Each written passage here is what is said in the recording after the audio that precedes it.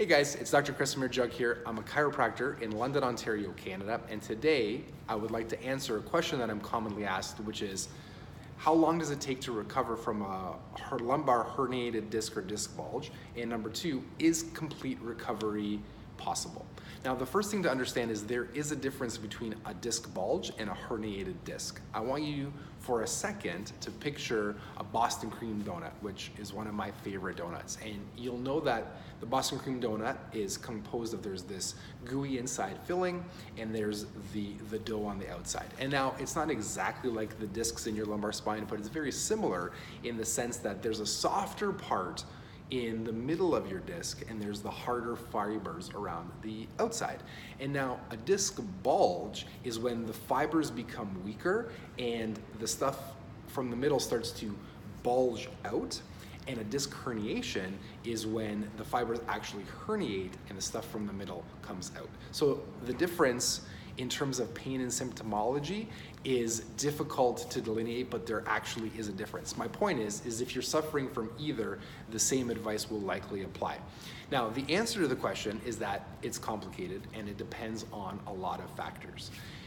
Typically, and this is what I've seen clinically, the younger you are, the more mobile you are, the better that you eat, the healthier, the more attention that you pay to your health, the better, the quicker, and the more completely you're able to recover. But that doesn't apply to everybody. We just had, this is a little case study for you, we just had a woman refer her father into the practice. He is 77 years old. He's had his surgical consultation with an orthopedic surgeon. They did x-rays, they did MRIs. There was a tremendous amount of degeneration in his lumbar spine. They found a herniated disc, which they believed was the cause of his referring leg pain. And we were seeing this person for 2 months before they started to notice an improvement in the way that they were moving and walking, to the point where the surgeon felt that they could postpone the surgery to see how he did. He's been doing better and better nonstop. You know, he's walking. The pain isn't 100% gone. It's about 70% gone, but it's much better, and he's able to manage it better. And it's interesting from my perspective because when I sat down with this person originally, you know, and I'm looking through this case and I'm trying to communicate the objection or the objectives for care, I could not have predicted that that this type of result was possible.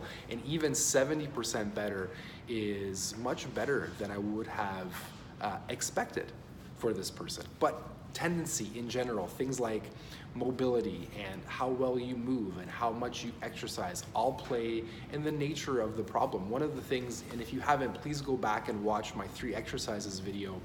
Not so much for the exercises. I do think the exercises are helpful and beneficial, but one of the things I do at the beginning is I explain some of the various mechanisms that could be causing lumbar pain. You know, there's the idea of a false positive. So sometimes when they run an MRI, it looks like there's a bulging or herniated disc, but that might not necessarily be causing the problem.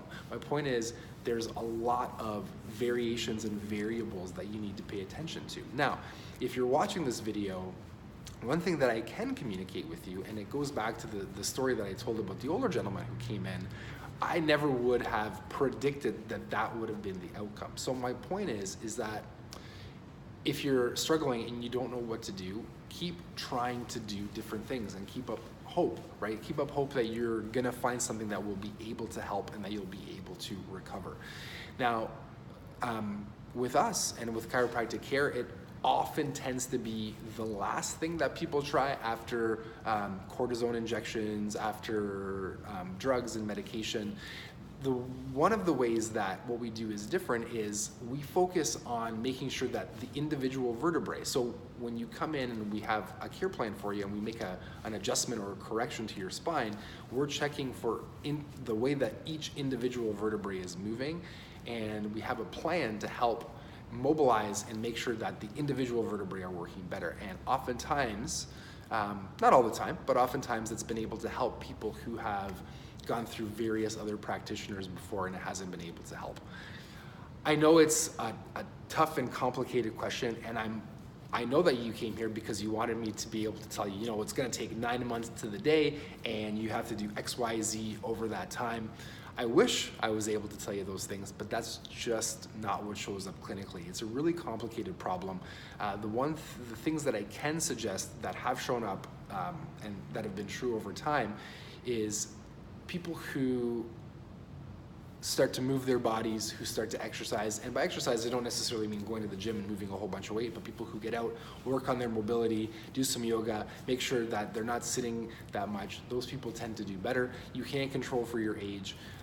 Also, people who tend to eat better do a lot better too. So a couple things to keep in mind. I hope that this was helpful. If you have any comments or questions, please post them below. Maybe I missed something and you'd like to ask, please go ahead. I would love to start a dialogue around this. Have a wonderful day, and I'll talk to you soon.